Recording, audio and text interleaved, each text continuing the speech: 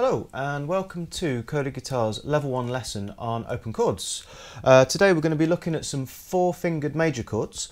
Hopefully you can already play a little bit. You've had a look at some of the beginner lessons and hopefully beginner songs as well. So you've had a go at some three-fingered chords. You've played them in some chord sequences. Hopefully you've played them in time with the backing tracks or with the website drum machine. But we're just going to be adding our little finger. We haven't really used this up to this point. So the first chord we're going to be looking at is a G. So up to this point you've been playing a G, hopefully like this. Three fingers, so finger 1, fret 2 on the A, 5th string, finger 2, fret 3 on the E or the 6th string, and then finger 3 right down there on string 1 with the top E, fret 3. And then you can strum all 6 strings.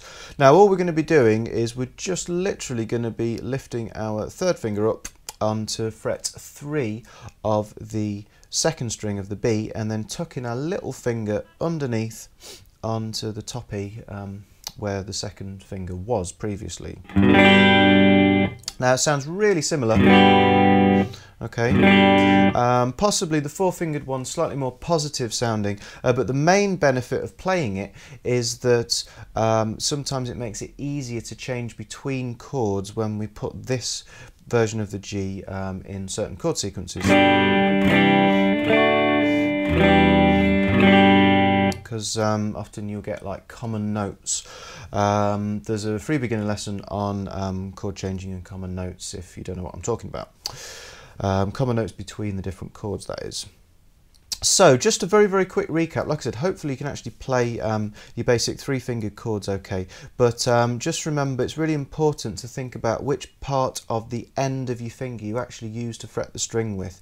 If you're too close to the nail, what it's going to mean is there's going to be too much of the skin of the end of your finger hanging down and it's going to interfere with the string underneath. So I'm pushing down too close to the nail there on string 6, so my finger's just catching string 5, and I mean I can obviously move around like this and I can clear the string, but that's awkward and that's a big movement. Here's a very little movement. I'll literally reposition my finger. So the only thing I've moved there is my finger, whereas before I've moved my whole arm, which is not what we want to do. So make guitar playing as easy as possible, basically. So minimal movement, lift your finger up, reposition it, don't bend the string, take your finger off the string and reposition it, and then straight away not catching string 5. So exactly the same approach with all of your fingers. Just experiment with what feels comfortable to you. I'm using my wrist quite a bit for the G, as hopefully you have been with the three-fingered version. So it's just, yep, finger 1, finger 2, finger 3, finger 4, like that. All 6 strings. Now with fingers 3 and 4, sometimes you can almost kind of overlap them, hook them round. Some people find this quite difficult actually, but it can be quite useful when they're right next door to each other in chord shapes. So I'm sort of curling them round here so that the ends of my fingers are basically coming in line, and then I can use that, and that makes it quite easy. I mean, they're coming apart a little bit, but that principle is often quite helpful when you're playing these types of chords. And yeah, just experiment with that. Hopefully that'll be fine. Now here's another four-fingered chord.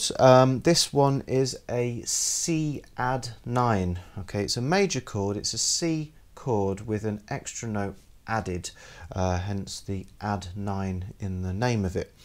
We don't need to worry about the theory of this for the time being. There'll be a later lesson on the theory, but you can play the chord without really understanding exactly what it's all about. Nice jangly sounding chord, that one. Gets used in loads of songs, particularly in combination with the G, because it's almost the same. Literally all you're doing is you're moving fingers 1 and 2 down from strings 5 and 6, the A and the E, down to strings 4 and 5, the D and the G. So fret 2 on the D, fret 3 on the A. And then generally, obviously these two things have just stayed where they are. and generally just the top 4 strings sounds better, so we don't really want a low E in the bass. So that is a C add 9 chord, fretting it in a very similar way to the G. Okay, hardly any movement there. A chord that wouldn't often get combined with these two because it will sound a bit out of place, but gets used in a load of songs, is a B. Now we're going to be playing there are what we call bar chords, which we'll be looking at later levels. We'll start to look at these in level 2. They're a bit tricky, so we're not worrying about them for the time being. So we're going to be playing a B in a non-bar version. Bar just means you clamp your first finger over the strings. So we're going to be playing a B, just playing the top 4 strings, like that. A full B, we would sometimes play all 6 or the top 5. So what we're doing here is a little bit tricky. We're going to be pushing down with finger 1 on fret 2 of the top E, and then we've got these in a line, fingers 2, 3 and 4 on fret 4 of the D, G and B strings. Now again, that idea of keeping these 2 fingers in line and sort of clamping them round, I'm almost doing that with all 3 fingers here, so I'm curling them round so that the ends of my fingers roughly come to a point, and so I can use that because it's quite a tight space to fit your fingers in there. It's a little bit of a stretch. We're not actually going to be using this chord that much in the sort of level 1 songs, but it's just useful to know it. Okay, so it's a bit of a stretch. It might feel like it's a bit of tension there. Obviously use your wrist again a little bit. I've maybe actually just moved my thumb up a tiny bit. There's a G, my thumb's a bit further down here. And then for the B, just because I'm reaching up onto fret 4, maybe my thumb's just moved up a tiny bit there. So top 4 strings, not strings 5 and 6 as well.